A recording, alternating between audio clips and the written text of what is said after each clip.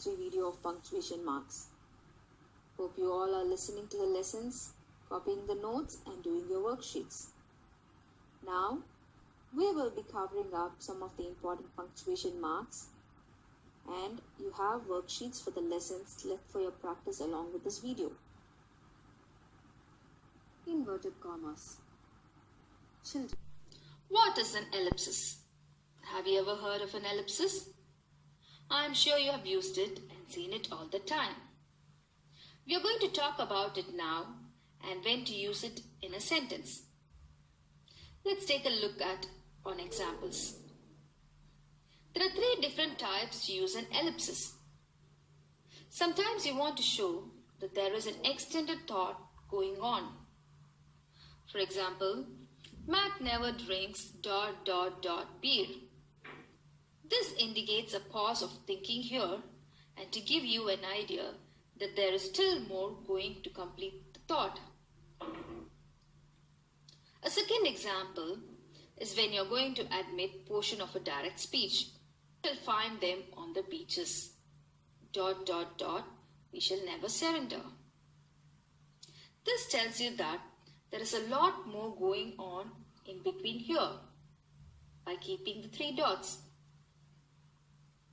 But this pretty much jumps from the first portion of the quote down to the end of the quote.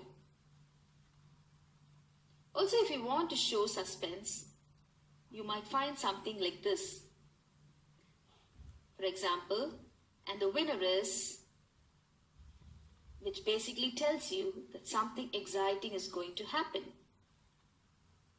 Hope you have now understood using of ellipses in a sentence.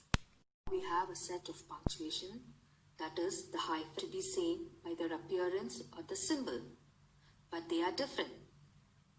Let's look into hyphen now. It is used to join one or more words to form a compound term without having a space. You can look at the example and understand how it is used. Hyphen rules. There is no actual rules for hyphen. Instead, we have some guidelines to decide when to use a hyphen. For example, if the adjective phrase comes before a noun, we will use hyphen to frame a compound adjective term. If you see the example, a well-respected CEO, where the compound adjective comes before the noun, which is hyphenated, and the CEO is the noun. If the adjective phrase comes after the noun, it gets no hyphenated. Here is an example. A CEO who is well respected. Here, well respected is not hyphenated. It is a compound adjective after the noun, where it doesn't get hyphenated.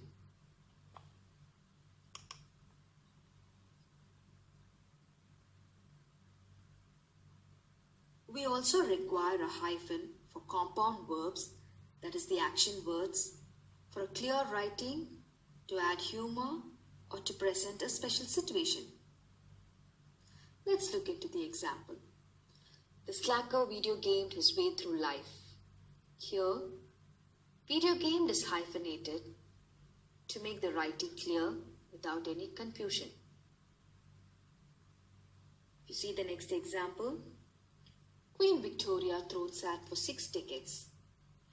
If the compound verb thrown sat is not hyphenated, the writing will look confusing without any clarity.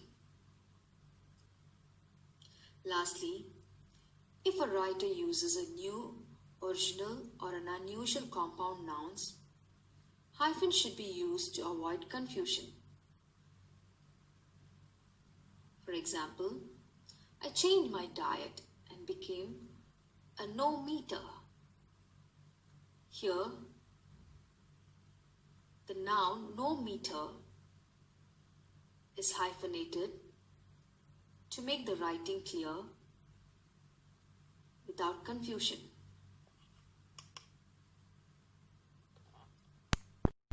Lastly, we have the dash punctuation. A dash is used to separate words into statements. We may get confused between dash and hyphen on seeing the symbol, but they are quite different.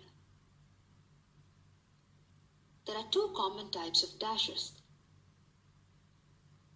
One is N dash, the other one is M dash. N dash is twice as long as a hyphen in symbol, and it is used in writing or printing to indicate a range, connection, or differentiation. For example, to indicate a range that is 1880 to 1945, a N dash is used between the numbers or the years.